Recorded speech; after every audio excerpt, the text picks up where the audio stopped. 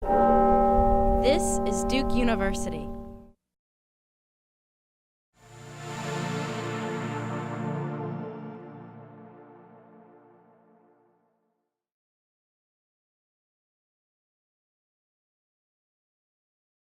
But right now, in 2015, the subject of Latinos comes up largely in the context of immigration.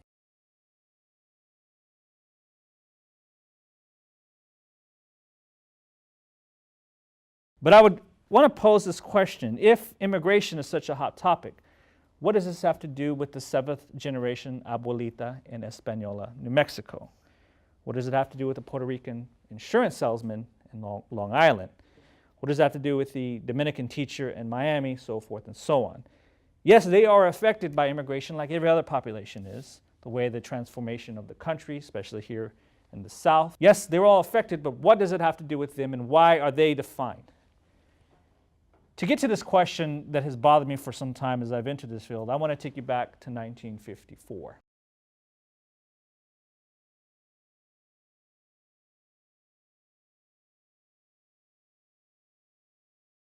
In Texas at the time, Mexican-American jurors were excluded in some counties from serving on jurors because at the time, Mexican-Americans were considered white. These particular guys developed a compelling argument called the class apart argument and then went all the way to the Supreme Court. The justices responded back, who are you talking about? What population are you talking about? Are they citizens? Are they residents? Do they live in Texas?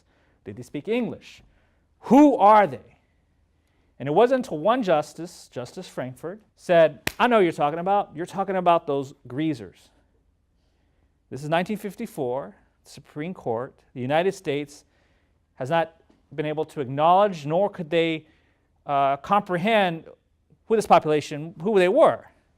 And it wasn't until Gus Garcia heard that comment, he snapped and demanded for him to take over the arguments.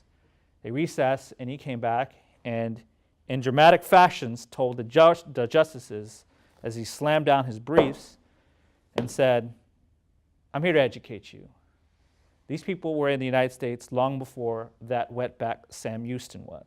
This is important because this whole concept of who they are is still a question that we have today. And I'll give you a quick example. Is when Trump made his announcement, his plan that he wanted to immediately deport 11 million immigrants, I immediately thought of the mass deportations of the 1930s. And when I wrote the story, talking to a scholar who had detailed that from between 500,000 to 1 million Mexican immigrants, Mexican nationals, and Mexican Americans were deported, including their children, an estimated 60% were citizens. The reaction I got was, this is appalling. I've never heard of this. And what I found in doing the story is one of the co-writers of this book called A Decade of Betrayal, when he turned in his final manuscript, admitted to his co-author that my father was deported when I was 10 and I never saw him again. This has been a journey for me to find him, something that he had struggled internally. The state of California later apologized for its role, and the story that I wrote many years later, which came out last month or a month and a half ago, was picked up by NPR and Fresh Air as they interviewed the source about this. And Terry Gross even said, why don't we know this history?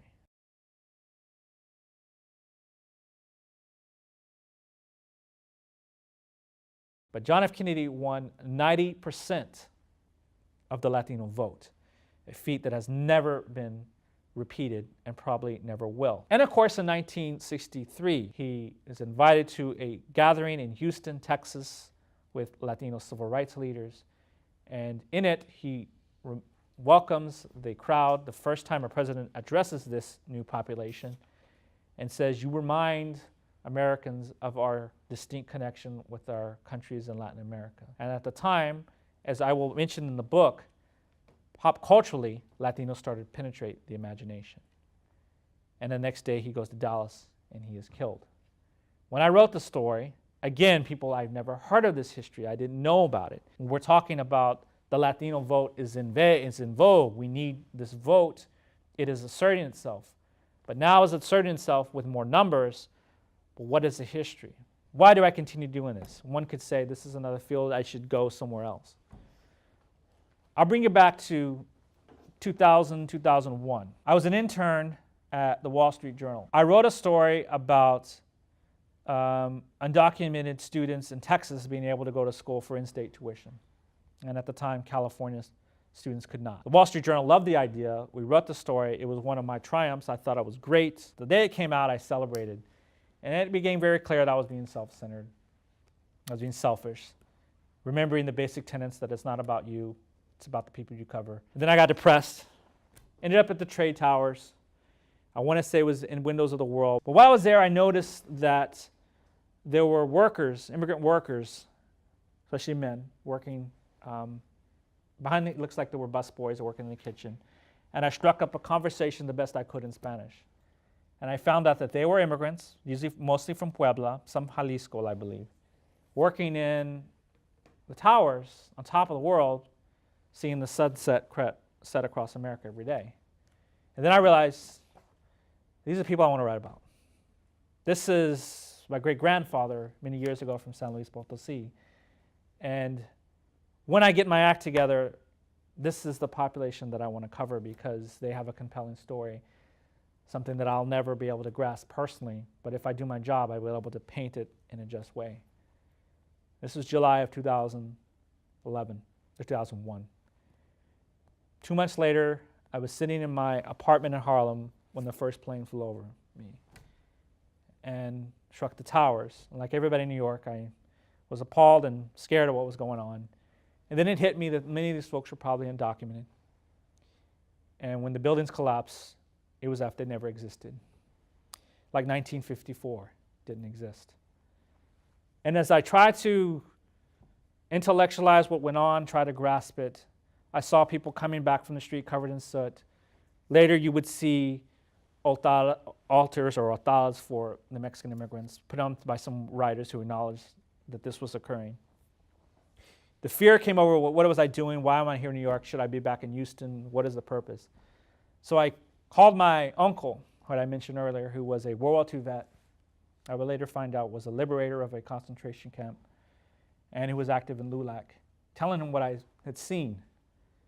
And as we were conversing and talking, he was just listening. He finally said, you know, I met President Kennedy the night before he was killed. He spoke. It was amazing. It was powerful. And I remember him smiling at me, or was it my wife, but I'm not sure. But when he left, I felt we had accomplished everything that we had set off to do. And the next day he was assassinated, and I feel the same grief now. And as he talked, for the first time as a professional, I remember that it was my duty to finally shut up. And I grabbed a pen and I grabbed a paper and I said, why don't you tell me about it. Tell me the story, because I'd like to hear more. After 15 years, I'm about to finish that story in a book. And so hopefully, when I'm done, I will have done that justice and done what I had set out to do when I began this career. Thank you very much. Appreciate it.